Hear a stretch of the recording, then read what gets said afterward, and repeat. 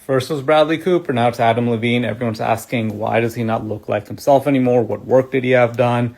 This is not a critique of his surgeon, his injector, whoever did his treatments, because he's obviously happy with the way he looks. He's flaunting it. He's feeling himself. That's what we want from our patients. But let's zoom into this eye area, because I think that's what's like really changed. He has a lot of other changes too, but the eyes really stick out, just like Bradley Cooper's did.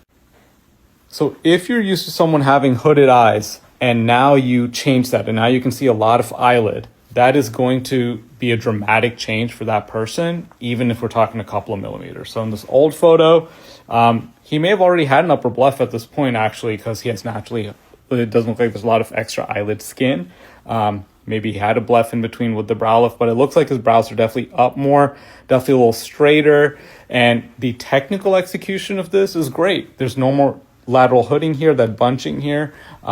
But now you see a lot more upper lid. Just doesn't look like himself anymore. And this was very similar to what kind of happened with Bradley Cooper, where his eyes just looked a little too open for him. And again, this kind of can come down to technique, like was an endoscopic technique used, was a direct brow lift technique used, was a trichophytic technique used. There's so many different ways to do brow lifts, and I think the key is to be able to choose the right technique for the right patient, for their goals, what other procedures that they're doing, and keep and make sure, do they want to just look like a more fresh version of themselves? Then do that. Do they want to change something? Do they want something more dramatic? Are they trying to look a little foxy? Are they trying to look a little, some little beautification in there?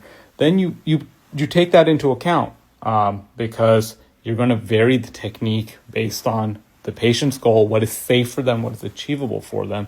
And if you use the same technique on everyone, things are, it may work for the majority of your patients, or you may deny patients who you can't do stuff on, but you are limiting your patient's potential results if you just use a cookie cutter approach.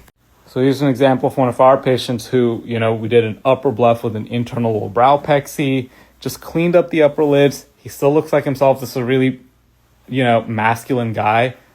Super nice person, and this just kind of cleaned things up, and that's all he wanted, that's all he needed. Same with this guy right here, just clean things up, little internal brow pexy, just looks like himself, a little more awake, a little refreshed, that's all. And even our older male patients, again, it just, most of them are looking for a little cleanup, a little refresh, nothing too crazy. Could we have lifted things up more? 100%. We could have definitely gotten more of this lateral hooding taken care of, but that's not what a lot of patients want. And if they want that, then we can do it. We do a lot of foxy lifts, but for men, most of them want to stay pretty conservative. So that's where the little fine